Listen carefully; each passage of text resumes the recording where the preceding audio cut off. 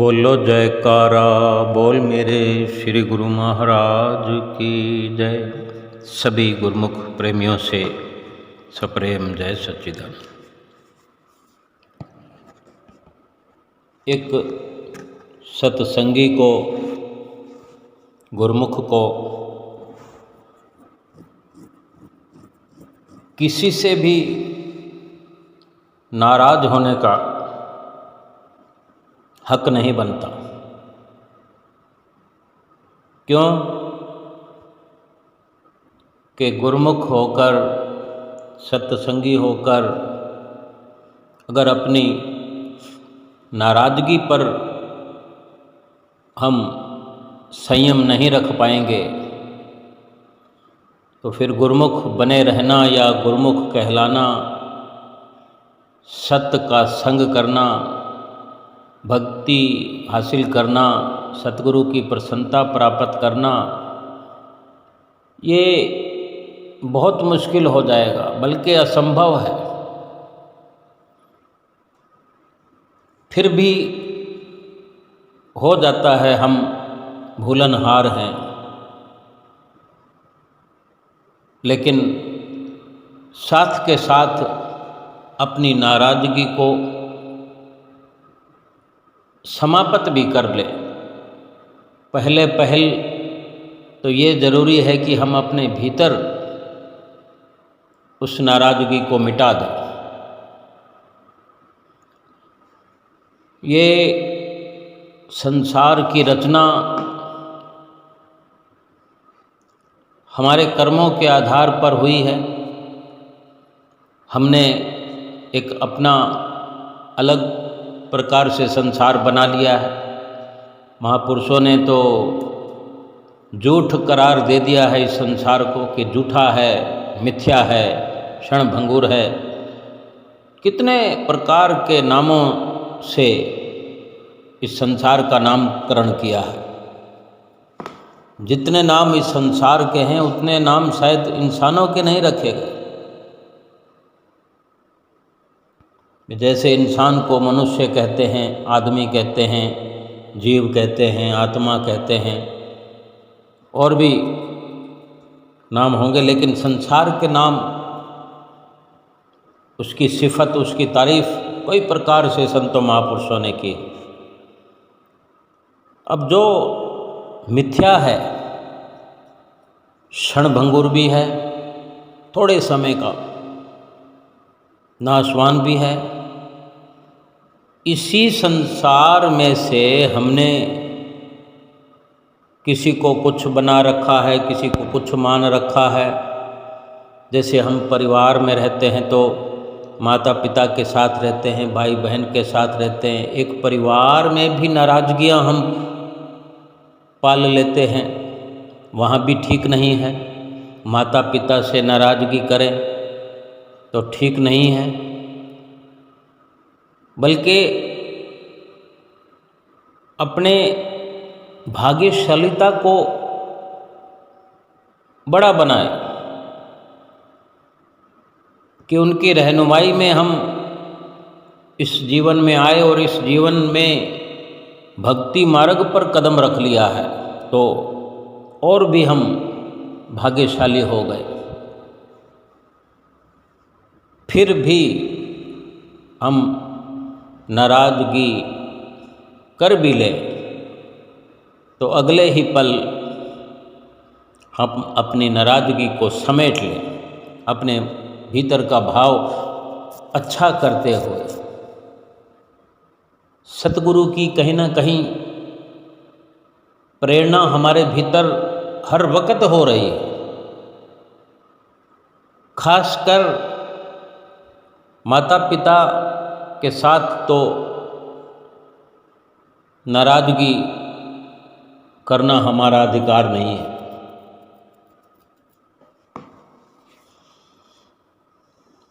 और भी जितने रिश्ते हमने बना लिए, चाहे घर में हैं, फिर बढ़ते परिवार के साथ, ये सब का सब पसारा हमारे कर्मों के अनुसार बना हुआ है। चाहे माता पिता का भी क्यों ना हो रिश्ता, लेकिन इस जग से जाने के बाद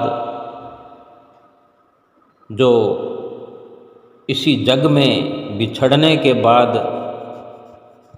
कौन किसको पहचानेगा।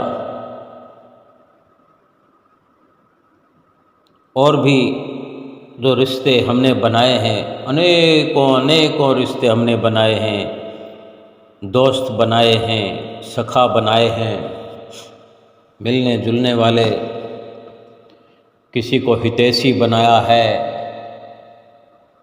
किसी को अपना संगी साथी मान रखा है।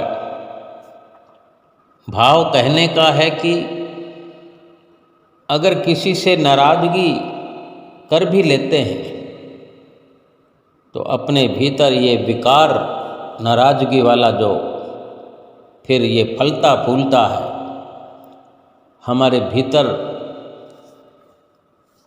एक द्वंद्व युद्ध चल पड़ता है। बार बार उसका हमारे भीतर में महसूस होना,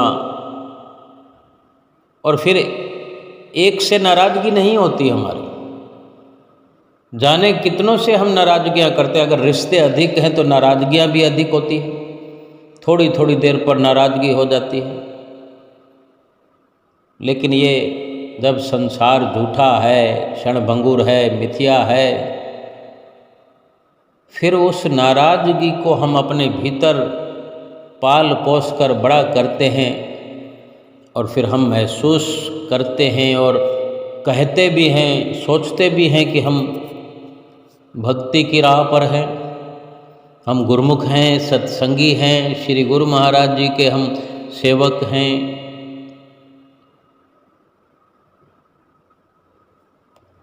चलो फिर भी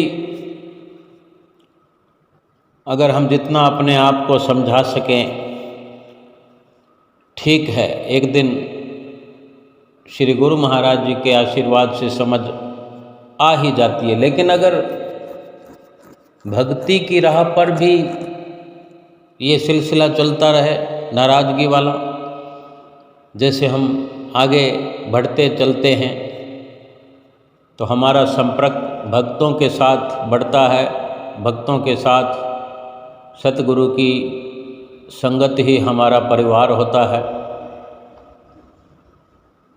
उनके साथ उठना बैठना,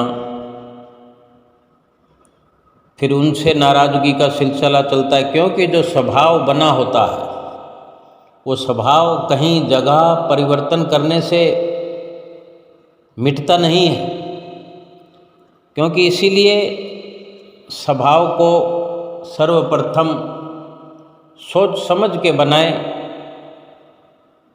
और स्वभाव को बदलने के लिए भी एक बड़ी जिम्मेदारी समझते हुए अपने स्वभाव को अपने लाभ के लिए, अपने हित के लिए ही निर्धारित करें कि क्या इस प्रकार का स्वभाव ठीक है। क्योंकि कहीं ना कहीं भक्ति की राह में ये नाराज होने का जो स्वभाव है बाधा पहुंचाने वाला है, और इस प्रकार ये स्वभाव, इस स्वभाव के कारण कोई भगवान से नाराज़गी कर ले, कोई सतगुरु से नाराज़ हो जाए। एक और समझने की बात है कि हम सारे संसार से नाराज़गी करते हैं, लेकिन फिर भी हमें ये सतगुरु सिखाते हैं, उनकी सत्संग की वाणियाँ, उनके प्रवचन हमें ये प्रेरणा देते हैं, शिक्षा देते हैं कि हमें अपने नाराज़गी के स्तर से नीचे झुक करके अपने दामन को साफ करना चाहिए, अपने लिए, अपने लाभ के लिए ही सही। हमारा अंतःकरण साफ रहेगा तो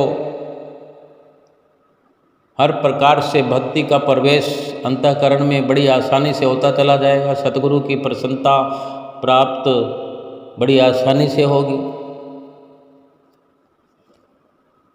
लेकिन इसी प्रकार का स्वभाव अगर हमें बार बार भगवान से नाराज़गी करने पर आमादा कर दे, मजबूर कर दे, और हम भगवान से नाराज़गी कर बैठते हैं। और फिर ये देखो, संसार से तो हम नाराज़गी करते हैं। हमें श्री गुरु महाराज जी ये शिक्षा देते हैं कि किसी से नाराज़गी करनी नहीं, किसी के आगे अपने आप को बड़ा समझना ही नहीं, और छोटा बन के रहना, विनम्र बन के रहना हमें सिखाते हैं कि हमें अपना सुधार करते हुए चलना चाहिए। कोई दूसरा हमसे आकर के नाराज़गी की वजह से झुककर सामने इस संसार में आने वाला नहीं है। लेकिन अगर हम भगवान से नाराज़गी करें तो भगवान हमारे लिए अवसर खोल देते हैं। भगवान हमसे नाराज़ नहीं होते। हम दुनिया से किसी भी प्रकार के रिश्ते से नाराज़ हों, किसी से भी नाराज़गी करें, वो हमसे 4 गुना नाराज़ हो जाएगा। ये सिलसिला चलता रहेगा। हमने अपने जीवन में देखा होगा कितना कितना समय निकल जाता है।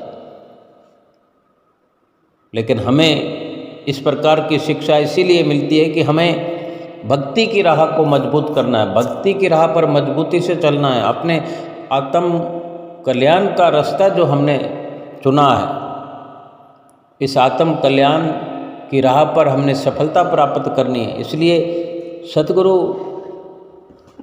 स्वयं हमारी परवाह करते हैं। अगर हम नाराज़ हो भी जाए, हम गुस्सा हो भी जाए, हमारे श्री गुरु महाराज जी अंतर्यामी हैं। वो किसी न किसी प्रकार की लीला करके, कोई किसी जरिए से, किसी उदाहरण से, किसी भी प्रकार से हमारी नाराज़गी जो है, हमारा गुस्सा जो है, वो स्वयं दूर करते हैं। केवल संसार में एक हमारे श्री गुरु महाराज जी हैं जो हमारी परवाह करते हैं। इस लोक में भी नहीं, परलोक तक हमारे साथ रहते हैं और हमें हर प्रकार से ये शिक्षा देते हैं कि ये झूठा संसार है, इसको समझते हुए, झूठे संसार को झूठा समझते हुए भक्ति की राह पर कदम बढ़ाना है। कभी कदम पीछे नहीं हटाना पड़ेगा। और हमें भी गहराई से ये सोचना चाहिए कि झूठे संसार से नाराज होने की ज़रूरत क्या है, और सच्चे परमपिता परमेश्वर से नाराज होकर जाएंगे कहाँ, और कौन है हमारा? सभी तो साथ छोड़ जाएंगे। अपने माता पिता स्वयं जो हमें जन्म देने वाले हैं, वो भी तो हमें छोड़ ही जाएंगे। आखिर तो संसार हुआ तो झूठा ही। कोई कम समय साथ में रहेगा, कोई ज़्यादा समय रहेगा, कोई ना छोड़ के गया तो हम छोड़ जाएंगे संसार को। लेकिन सतगुरु हमें छोड़ने वाले नहीं हैं। ये बात हम गांठ बांध लें, क्योंकि सतगुरु हमारे रूह के, हमारी आत्मा के साथी हैं, हमारी आत्मा के पिता हैं। शरीर के रिश्तेदार नहीं हैं सतगुरु, आत्मिक रिश्तेदार हैं, आत्मा के हितैषी हैं। इसीलिए सच्चे रिश्तेदार हैं। अगर उनसे हम नाराज़गी करें, लेकिन सतगुरु हमें नाराज़ नहीं रहने देते। पंचम पातशाही गुरु महाराज जी के समय की लीला है कि दिल्ली का एक परिवार श्री गुरु महाराज जी का बड़ा प्रेमी था परिवार। घर के जो बड़े होते हैं, जो मुखिया होते हैं, उन्हीं के पीछे परिवार चलता है अधिकतर। तो जो भगत जी अपने परिवार को लेकर दरबार में आया करते थे, जाया करते थे, बड़े प्रेमी थे। किसी बात के कारण उन भगत जी को, घर के मुखिया को, श्री दरबार से नाराज़गी हो गई। श्री दरबार से नाराज़गी हो गई, समझो गुरु महाराज जी से नाराज़गी हो गई। श्री दरबार में हम गुरु महाराज जी के लिए ही जाते हैं, और काफ़ी समय तक वो श्री दर्शनों पर नहीं पहुँचे।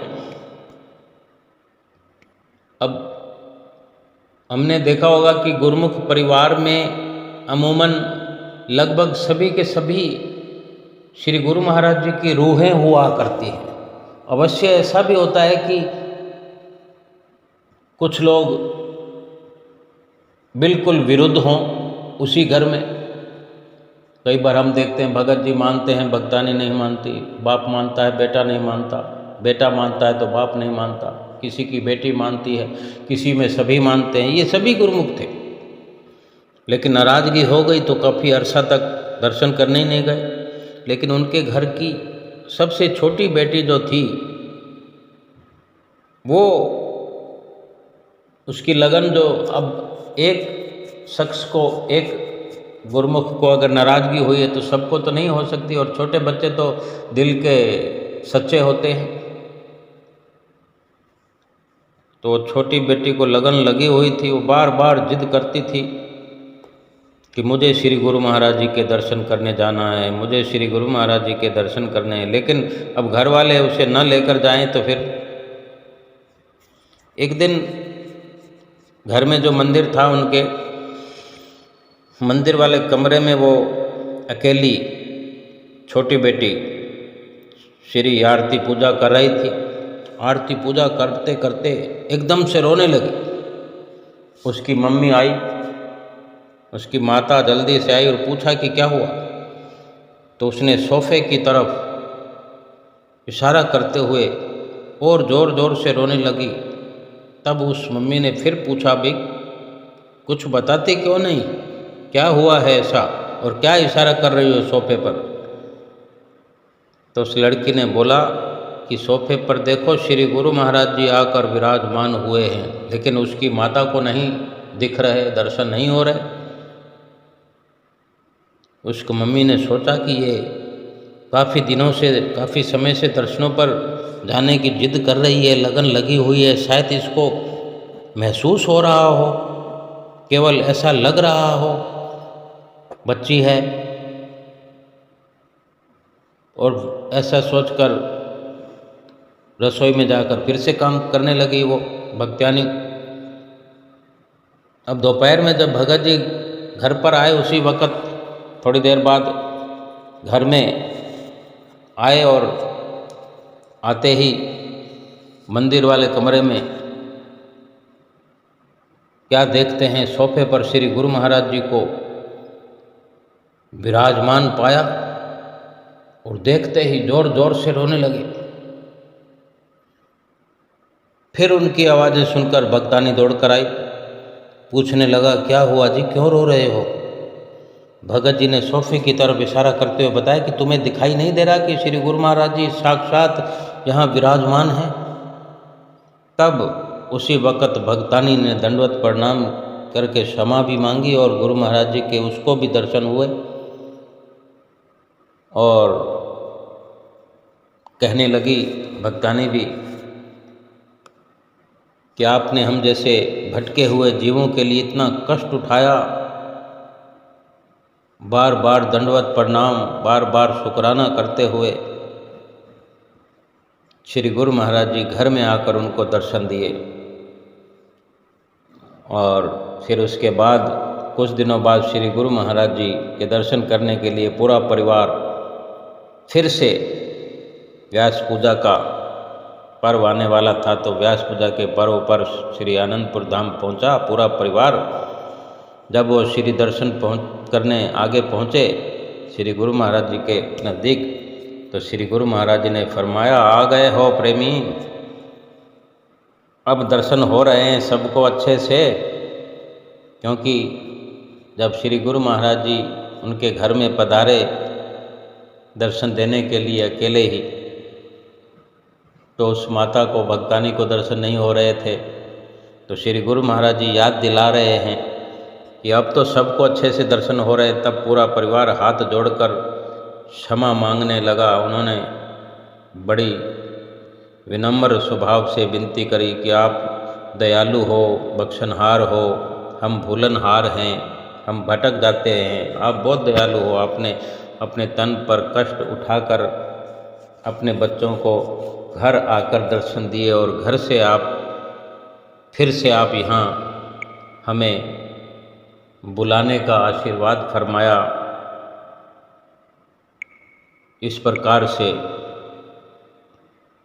फिर श्री गुरु महाराज जी ने सबको आशीर्वाद भी दिया और फिर से वचन फरमाए कि श्री दरबार के 5 नियम नित्य प्रति सभी गुरुमुख किया करो और भजन अभ्यास किया करो।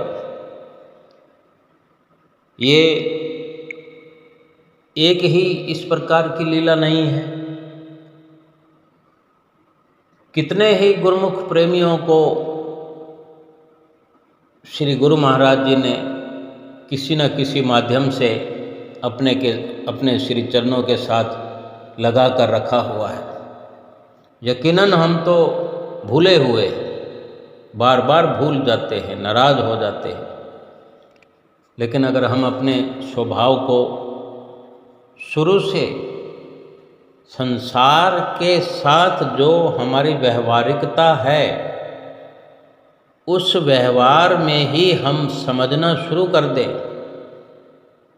कि ये संसार मिथ्या है, इस संसार के सभी रिश्ते नाशवान हैं, कोई बुनियाद नहीं है इनकी, ये समझकर अपने स्वभाव को ठीक रखें। संसार पूरे को जब महापुरुषों ने नाशवान बता दिया है, तो हर पहलू से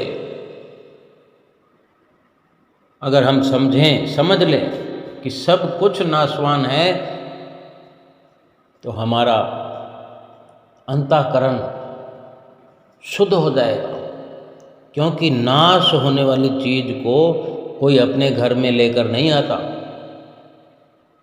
लेकिन अब ये सवाल हमारे अंतःकरण का है। अब कोई सामान से बाजार से कोई सोफ़ा सेट लाना हो, कोई फ्रिज लाना हो या कोई टेलीविज़न लाना हो, तो अंतःकरण में थोड़ी रखा जाता है। लेकिन उनका संबंध तो अंतःकरण से होता है ना। बेशक घर में वो नाशवान पदार्थ हमें लाने ही पड़ते हैं, लेकिन नाशवान चीज़ों से अपना असल का प्यार क्यों करना, असली लगाव क्यों करना?